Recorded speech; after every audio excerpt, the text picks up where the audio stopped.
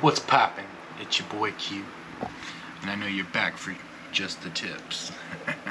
You know what I'm saying? But doing that last little sub upgrade kind of motivated me to go ahead and finish this big boy off. Not my exact setup I was gonna go with.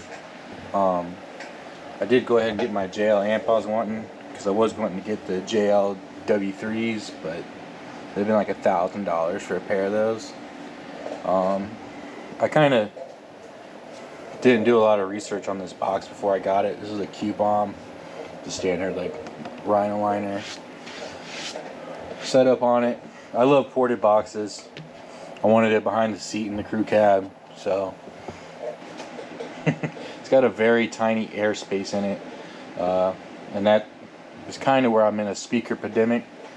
And it's ported, so if you know anything about ported subs, you need a decent amount of airspace for it. So this is only 0.6 cubic feet. This Pioneers would not be my first choice of sub. They were relatively not super expensive, but if you see right here, here it is, 0.65 cubic feet, which is kind of perfect for this. So one reason I went with these, I'm not expecting much out of these, but if they surprise me, they surprise me.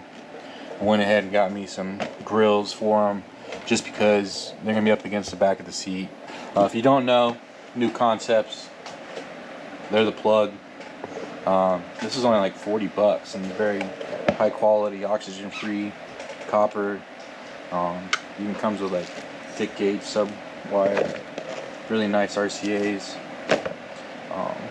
Little 4-gauge kit.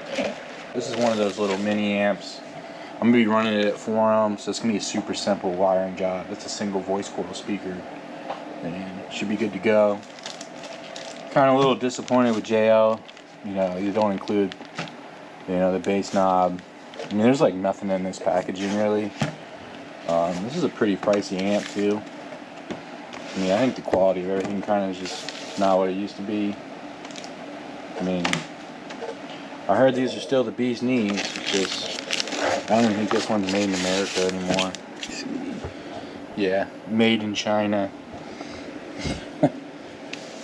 And this is what you get in the bag: a key and a little logo. So, yeah, didn't even come with mounting screws. This little boy is tiny. I mean, that's the palm of my hand. It's crazy what amp technology used to do.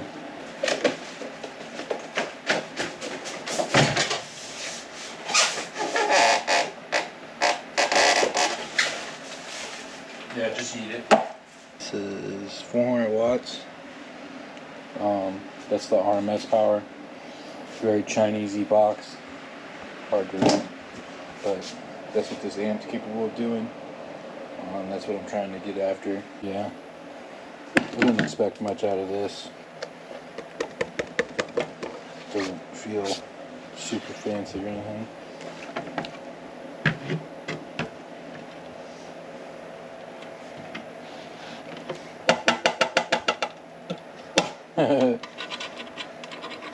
Yeah. It's crazy you sound mounted the whole truck, and that's on the back of the sub. Jeez. Alrighty then.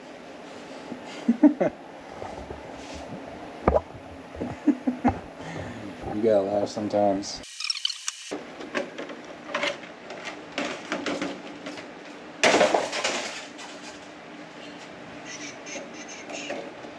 These are rated at 4 ohm as well, so that's what I'm going to try to run the amp at, and it'll be the perfect RMS for these speakers.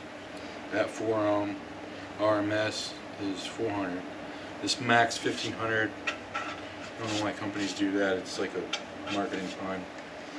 This thing will not last with 1500 watts in it. And also, if you're wondering how easy it was for me to, you know, learn a lot of this stuff, it's just doing research on it. I found that Car Audio Fabrication, that channel over there, helped me out a lot. I always try to, at least, like, for my wiring, I do the most I can afford, and then try to at least one-up it the next time. you know, if I make a little bit more money and I can invest a little bit more in tools and loom, soldering iron, anything like that, just do the best you can every time. I feel like a lot of custom builds come up short just due to wiring. Like they'll have all the good right equipment, all the name brand stuff, and then just, you know, poor ground and poor power cables. Just wasn't executed properly. That's like the most important part. If you go on that channel, it gets into like all the specifics, like all the sound matting I did, like how much like that affects the sound quality. You don't need to push a ton of power, you know, to get the same amount of audio quality, because you're now reducing the amount of white noise that you're having from your music. So you don't have to turn it up as loud to have such a pure sound. I've always just, you know, kept it simple. I've never done anything crazy. I normally do what I do right now. Just 4-ohm speaker, running at 4 ohms. Can't go wrong if the RMSs match up. For speakers, like if you go on any of the speakers, like optimization, like the charts for them, like figure out what you're wanting to do first. Like if you're wanting a high quality audio system, figure out what kind of, like what size speaker you want. Like if you're in a small vehicle, a small speaker will go a lot more, you know, than in a bigger vehicle like an SUV. You know, if you put an 8 in there, it's not really going to talk very much. My wife had like a Chevy Cruise. I used to drive it to work to save like gas and stuff like that. Put a little 12 in there, and that thing would not. So it's all about efficiency. It's not super hard. Everyone thinks you need to, like, you know, overpower everything. You can just have massive speakers to get good sound. It's not the case at all. Just kind of knowing how everything works together. I'm sure these will sound decent. I'm not too excited about that speaker rattle. I almost want to like take that back cover off, but I don't know if it's there for venting, so I don't want to mess with the speaker construction. Hopefully it doesn't rattle, but normally when I do a bang test and something rattles, it's not good for something that's going to cause vibration. Even in the interior, like I'll go around banging stuff, if it rattles, put sound matting on it, it stops rattling. Pretty self-explanatory. But again, just going for that crisp auto quality. JL's kind of been the leader in amps and all that fun stuff. So these subs were literally just because I wasn't ready to drop $2,000 on this system right now. So I figured, hey, I'll get the amp at least. If this doesn't work out, hey, I'll buy the W3 some other time, you know. But this will get it going. Hey, it might even sound good, and I might not even be worried about it. So it's already pretty stout. I've had some guys get in there and they're just impressed. So car audio fabrication suggestion, wire ferrules. Steps it up to like a whole another level, and it's really not expensive. So you just grab one of these, stick it in the tool, stick it on there, crimp it, and then this wire will never lose its integrity every time you clamp it down, especially on these push style connectors. It'll just eat the wire up. It's got these little cheap spade connectors. I'm going to try to put an eyelet on the end of that and then bolt it directly to the stud, because these are just real cheap and flimsy. So we'll see if it works. If not, we'll find out.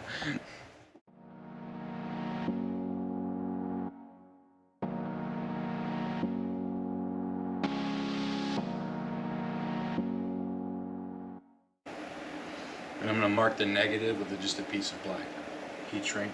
If you had red, you could do both sides, but to me it don't matter. It's simple, keep it clean.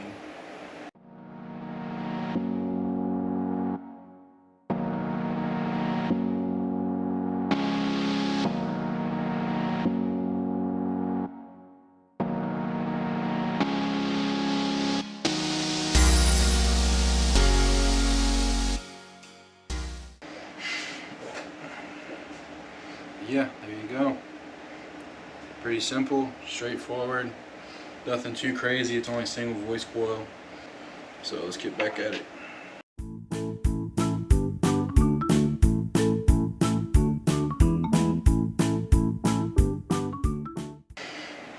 Time to bring out the big hammer.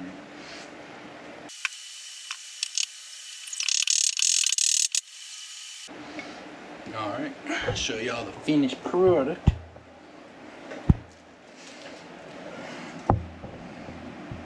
And then I put one of these little wire hold down so there's no rattle or nothing. So that's just one of these guys from Harbor Freight. $5. Y'all.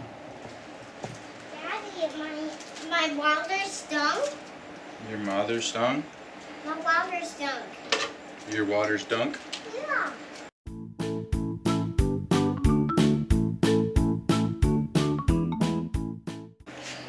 Car audio fabrication recommendation as well. Also, not super expensive. $30.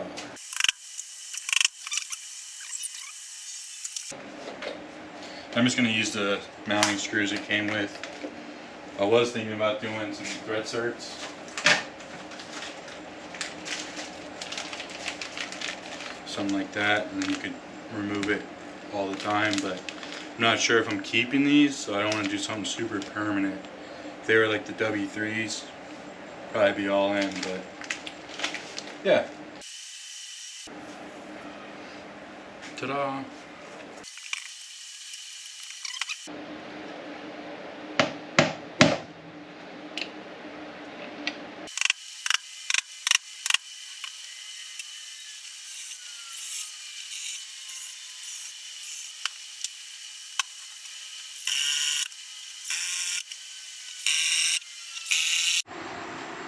Alrighty, got this one all buttoned up.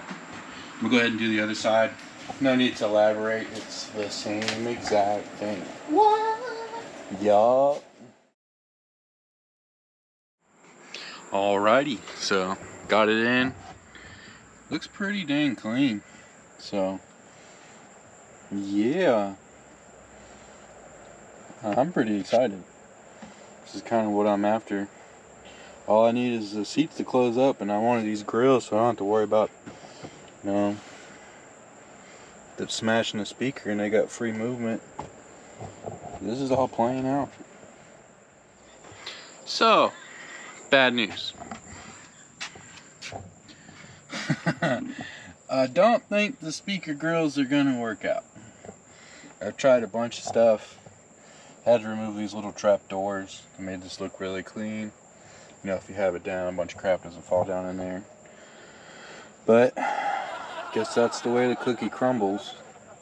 So I don't think I'm gonna be able to run grills. They're caved in pretty good. And I tried moving the box all the way to the right, all the way to the left. So I guess we're just gonna have to trust that it's gonna be good to go. I don't really have an option here. But hey, let me trash the subs. Sheesh.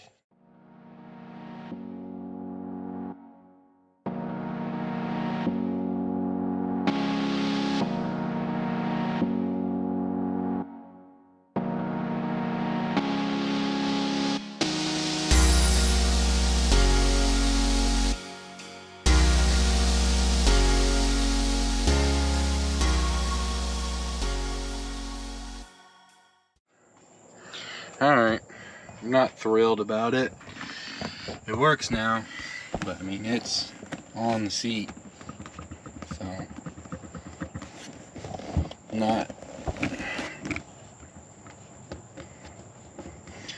Hopefully it doesn't hinder the speaker performance. This box is made for this truck. I didn't custom make it or anything, so this guy's running them all the time with no issues. But doesn't give me the warm and fuzzies. Whew. Well, we'll see how it turns out. It's gonna be part one of my sub install, so I wish it went a little smoother than that, but hey, we wouldn't be learning, you know, if stuff didn't go wrong. But yeah, this is Q's Tips, so keep following along. We got more projects like this, so take care.